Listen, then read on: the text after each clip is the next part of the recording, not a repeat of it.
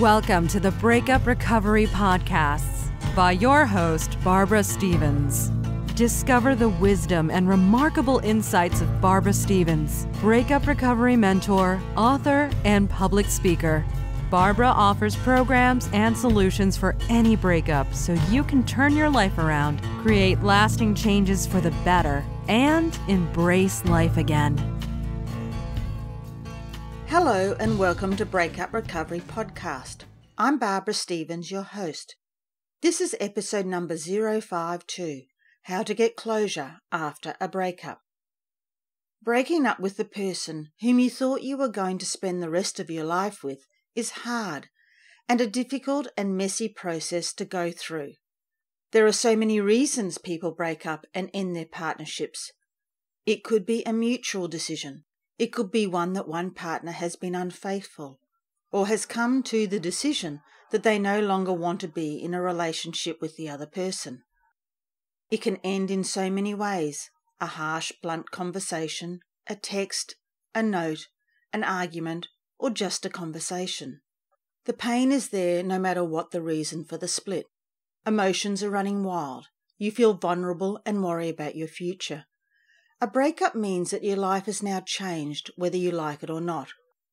For many of us, change can be quite confronting. You get used to your lifestyle, having that person in your life, someone there to support you, to bounce ideas off, to have fun with, to plan your life and future with. It's a comforting feeling to have someone special in your life, a soulmate to share everything with. Now that they are gone, there seems to be a big dark hole in your life, and this dark hole can sometimes take over your life.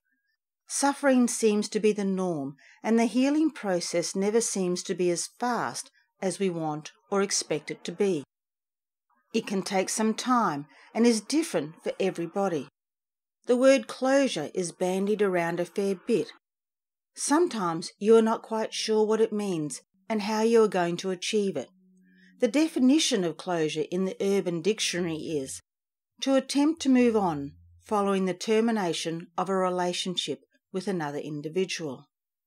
It's bringing to an end, closing the chapter, a finality if you wish, a resolution or peace with what has happened. Closure cannot be faked or forced. It can't be rushed or hurried. It can be an elusive concept. Sometimes it's about understanding yourself and your past relationships. It's about finding justice, peace, healing, acceptance, forgetting, remembering, forgiveness, moving on, and answered questions. For some, the ex-partner does not have to be present for them to find closure. Often it is not practical for both parties to be present, and sometimes the other party cannot give you what you want in order for you to find closure. Closure means something different to every person. The end of a relationship signifies a major life change. Closing the door on the past never means we leave our memories behind. But when you get closure, it allows you to heal quicker, and you are now ready to move on with your life. Closure is when you become at ease with the fact that things are, in fact, over. Whilst others say that closure doesn't exist, it's just a word that people use when they mean they need to heal from their breakups. It's a myth that is unachievable, and they say if you want to get over your breakup, you have to do it all on your own. As long as you keep seeking what you perceive as closure, and you feel that your ex-partner needs to be a part of this process, you are keeping your ex in your thoughts and impeding the process of healing and moving forward. Finding closure is different for everyone. What works for one person may not work for another. It's a matter of seeing what resonates with you, trying a few things out and seeing what changes occur, what shifts for you in your overall thoughts regarding your breakup. Everyone's breakups are different, so for some people, asking questions from their ex-partner might help them to find closure. They feel that their ex owes them an explanation. It could be questions like, why did you fall out of love? Is there anything I could have done to prevent the breakup? The answers might help you to learn and process the breakup a little better. Whilst you might get some answers to some of your questions, The answers you get might not heal your pain. They could just lead to more questions, or your ex-partner may not even know how to answer them. This process could leave you feeling more frustrated and confused than when you initially broke up. Some people say if they remain friends with their ex-partner that they get closure. Others say that time will heal all wounds, and finding peace with yourself will go a long way for you to find closure. One of the ways to find that peace and to stop the internal chatter from getting out of hand is to write a letter, but don't send it. Write a letter on a piece of paper, not a Word document on your computer screen. Get everything that you want to say out of your head onto a piece of paper. Everything you want to say but can't because of certain circumstances. This can be a therapeutic process where you get all of your feelings out, every single solitary thing. How the breakup has affected you emotionally, physically, and spiritually. Pour your heart out. Get everything off your chest. Say the things that have been unsaid. Don't hold back. Get everything out. This process may take a few days as you think of new things you would like to say or a feeling. Remember, this letter is not to be sent.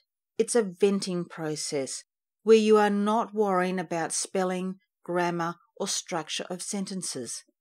It will be an interesting read in a few months or even a year from now, as your feelings and emotions do change over time. In the early stages of a breakup, you can be bitter, angry, hurt, and frustrated. As you begin to process the breakup, get closure, understand and accept it, as you heal and begin to move forward, your point of view will change. On a personal level, I wrote to my ex-husband a few months after our split of 20-odd years.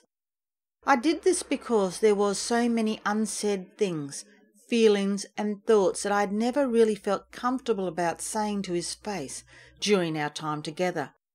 It was a letter that I never sent. I looked back over this letter a year after the divorce and was grateful that I didn't send it because my feelings and thoughts and attitudes had changed so much. And you never know what the consequences of sending a letter high on emotions has on your relationships. I felt had I sent that letter at the time of writing it, I might not have the relatively good relationship I now have with my ex-partner. You know, a letter is in black and white. It is something that you can't take back, and you can't reverse or pretend that you never sent it. On an opposite note, I have had one of my clients write a letter to her ex-husband, and in the letter she wrote about a number of things. She told him how she was feeling and how the breakup had affected her. She also asked a number of questions that were plaguing her. The reply from her ex definitely helped her to process her breakup a lot better. It gave her clarity on some of the things that she couldn't quite get her head around, some things that remained unclear in her mind. So the decision to send or not to send a letter is one that maybe you might have to sit on for a while after you have written it, or ask a good friend their opinion. A friend that you trust and respect, not someone who is going to tell you what you want to hear. You might find it helpful to change your environment. It can help you to change your state of mind and give you a fresh perspective on your life. For some, this cannot be done on a permanent basis. So take a holiday or a vacation or a retreat to get some physical and emotional distance from your ex and out of your own bubble. Take this time to recharge and focus on yourself. I have said this many times before. We can't control the way others behave. We can only control the way we react and respond to situations. No matter how you think your ex-partner is going to give you the closure you desire, ultimately, it's up to you.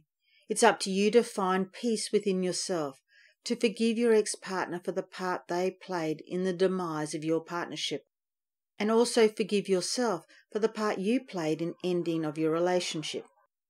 Forgiveness can be one of the hardest things to do.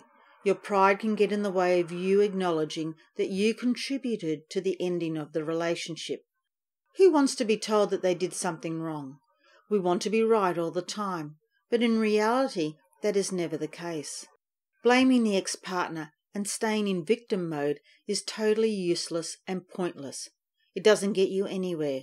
All it does, it keeps you in a negative place. If you continue to hold on to the anger, the resentment, and the bitterness, you will find it very difficult to move forward, to get on with your life, and for the good things to happen. If you continue to play the victim, you will not find closure. If you keep blaming them for your unhappiness, for all the things that are wrong in your life, you will not find closure. Letting go of the past and making peace with what has happened will help you to find closure. This can be a struggle, especially if you still have some of their possessions at your place. If there are photos of you guys together, or if you are constantly seeing them at work or social environments. But more often than not, true forgiveness is an internal, personal commitment.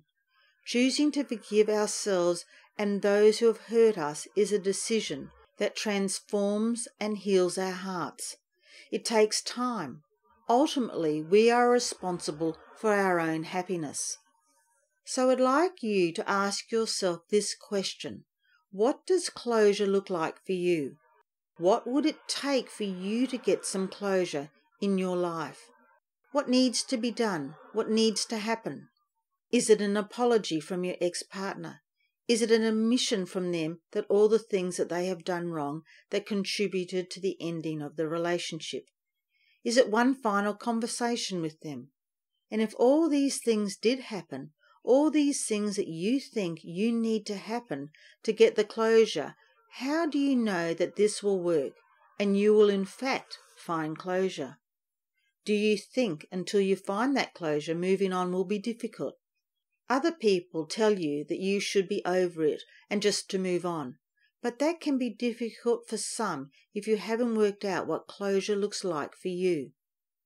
Some people say that you know you have closure when you feel a sense of freedom and acceptance. A weight has been lifted off your shoulders, or you no longer have strong and negative thoughts towards your ex-partner. You feel much lighter, freer, and more able to handle your life in a positive way. You feel at peace. You have come to terms with the fact that the relationship is over. You won't grow old together. Your future has changed, and that things will never be the same. Sometimes that actual realization is enough for you to get the closure you aspire to. You have to find that inner peace that I've already talked about. Closure will come from inside of you, not from something that will happen from outside influences. It can be a struggle, and some days are good, some days not so good. You might have to live with some unanswered questions, and you don't have to fully understand everything that has happened. Closure for some must be found before they begin the journey of healing. It's not something that is going to be found overnight. It's an acceptance of the past and a commitment to move forward and hope and courage. I want you to find the closure you need and be happy. You deserve it. If you feel that you are still struggling with your breakup, if you are experiencing intense feelings of anger, resentment, and bitterness, and it's taking over your life, I'm here to help you in this area of moving on and coping after your breakup. I work with my clients one-on-one through my 12 Inspirational Step program. If you want to learn more about how we can work together, contact me via email or my Facebook page, Barbara Stevens Breakup Recovery Mentor, and book in for my free 30-minute sounding board session, and we can set up a time that suits. In this free session, you will walk away with clarity about your situation, strategies and tools to start building the future you deserve, so together we can start your journey of recovery. All my information is on my website, www.barbarastevens.com.au, and when you are there on the website, take the opportunity to download for free my 3 easy steps to surviving your breakup.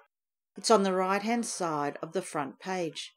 I also have loads of free content on there, webinars that I've done, and my previous podcasts. If you don't want to miss an episode of Breakup Recovery Podcast, subscribe on iTunes and I would appreciate it if you could take the time to leave a review. Also, feel free to message me with any questions that you have about Breakup Recovery podcasts or subjects you want me to cover in future podcast episodes by clicking on the contact button on my website or Facebook. I'm always looking for ways to help you recover from your breakup. And the last thing I'd like to say is, be gentle on yourself. You deserve happiness. If you would like to hear previous Breakup Recovery podcasts, visit barbarastevens.com.au. Connect with Barbara Stevens on social media with Barbara Stevens Breakup Recovery Mentor on Facebook and at You'll Be Okay on Twitter. Read further blogs, view webinar replays, and download your free ebook, 3 Easy Steps to Surviving Your Breakup, and much more at barbarastevens.com.au.